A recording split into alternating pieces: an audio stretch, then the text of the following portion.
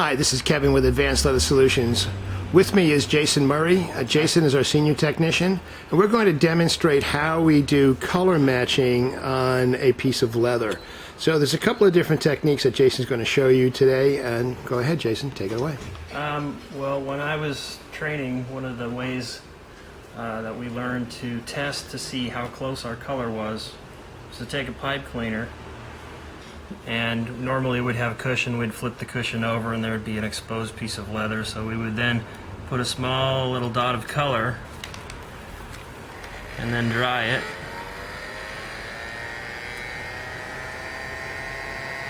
And that would kind of tell us, where we needed to go. The problem with that is that, depending on how long it takes you to get to color, you then have this little pogo stick trail each time you test your color, which you have to then either remove or shoot over. So what we kind of switched to doing was other methods of testing the color before it got applied to the leather surface. And so I'll show you a couple of those. Here at the shop, where we have a ton of scrap leather, a lot of times we'll just cut a small piece out and then color that and then compare it.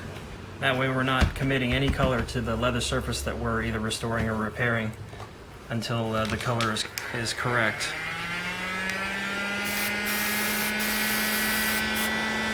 So we just apply the color to full coverage.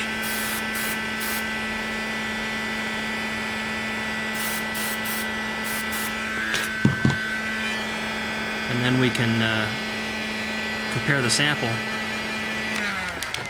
to the piece that we're working toward.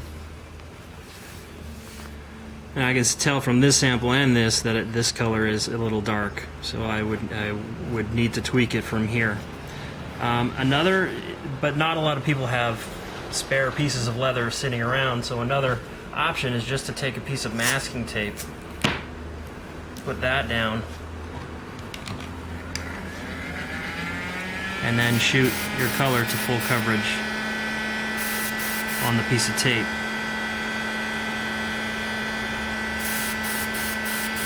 Now you could use a piece of cardboard or a piece of paper for that matter, correct?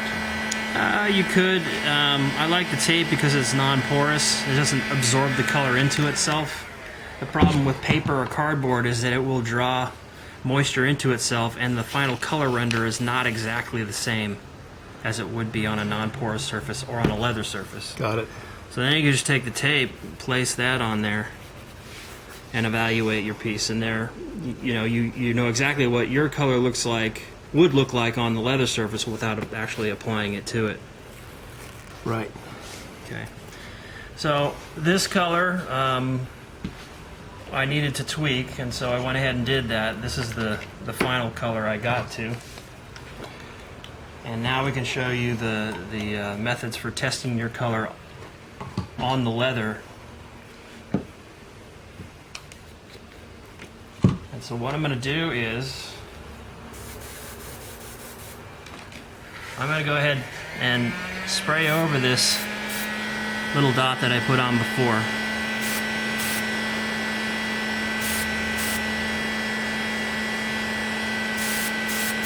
Now I notice when you're applying the color, that color when it's in wet form is lighter than color when it's in dry form. Yeah, that's typical of most mediums, most types of paints, is that they dry darker than.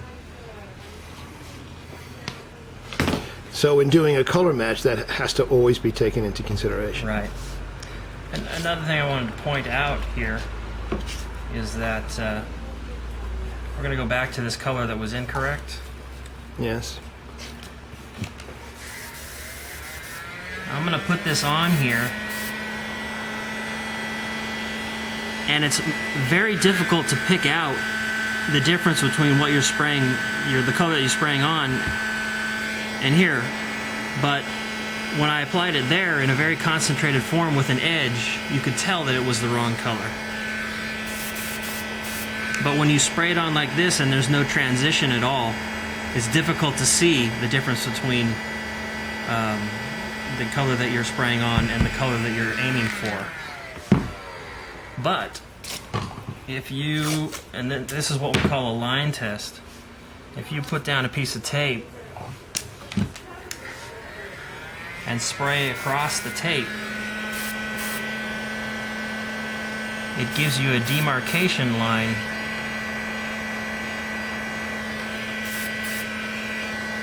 so when you remove the tape, you can then see the difference between the two. Right.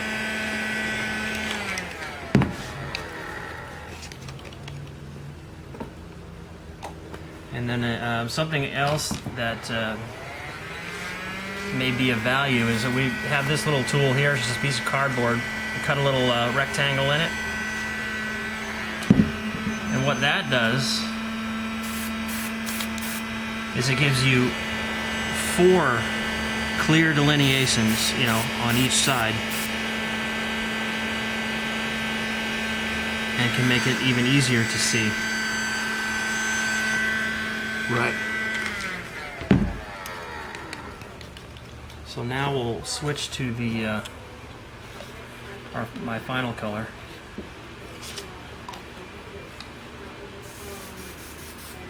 And I'll use the line test again.